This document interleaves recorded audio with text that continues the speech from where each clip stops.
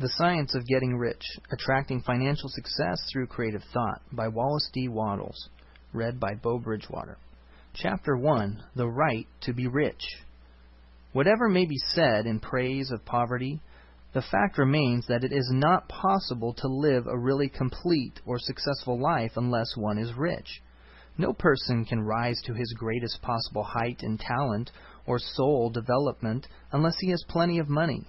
In order to unfold the soul and to develop talent, he must have many things to use, and he cannot have these things unless he has money to buy them with.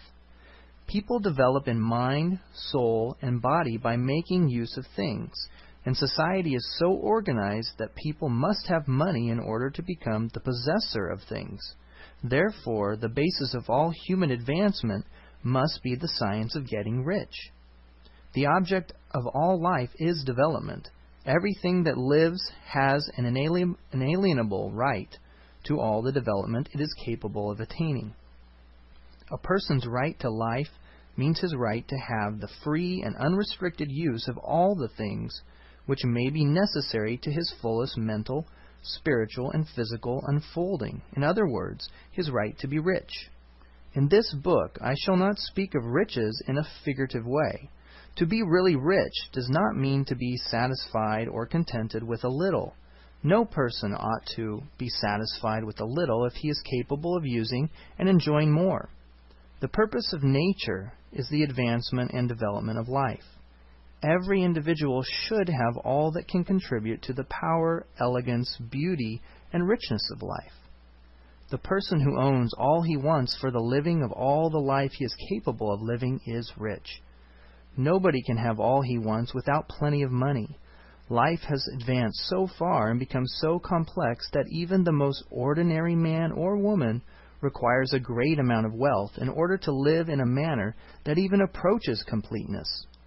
Every person naturally wants to become all that he is capable of becoming. This desire to realize innate possibilities is inherent in human nature. Success in life is becoming what you want to be. You can become what you want to be only by making use of things, and you can have the free use of things only as you become rich enough to buy them. Therefore, an understanding of the science of getting rich is the most essential of all knowledge. There's nothing wrong in wanting to get rich. The desire for riches is really desire for a richer, fuller, and more abundant life, and that desire is praiseworthy. The person who does not desire to live more abundantly is uncommon, and the individual who does not desire to have enough money to buy all he wants may not be living in his full potential. There are three motives for which we live. We live for the body, the mind, and the soul. No one of these is better or holier than the other. Each is desirable, and neither body, mind, or soul can live fully if one of the others is cut short of full life and expression. It is not right or noble to live only for the soul and deny mind or body. It is wrong to live for the intellect and deny body and soul. We are all acquainted with the loathsome consequences of living for the body and denying both mind and soul. We see that real life means the complete expression of all that a person can give forth through body, mind, and soul. No person can really happy or satisfied unless the body is living fully in every function, and unless the same is true of his mind and his soul. Wherever there is an unexpected possibility or an unperformed function, there is an unsatisfied desire. Desire is possibility seeking expression or function seeking performance. A person cannot live fully in body without good food, comfortable clothing, warm shelter, and freedom from excessive toil.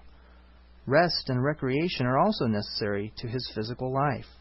He cannot live fully in mind without books and time to study them, without opportunity for travel and observation, or without intellectual companionship.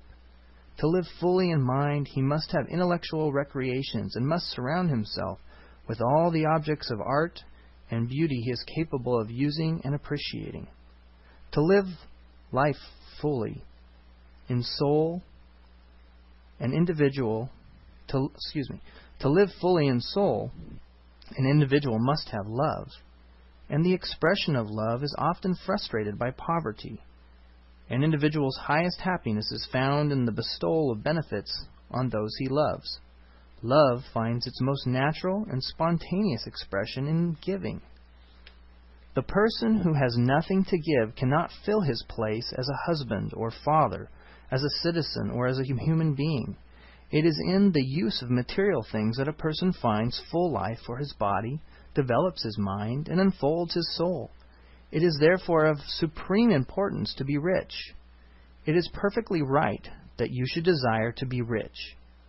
If you are a normal man or woman, you cannot help doing so.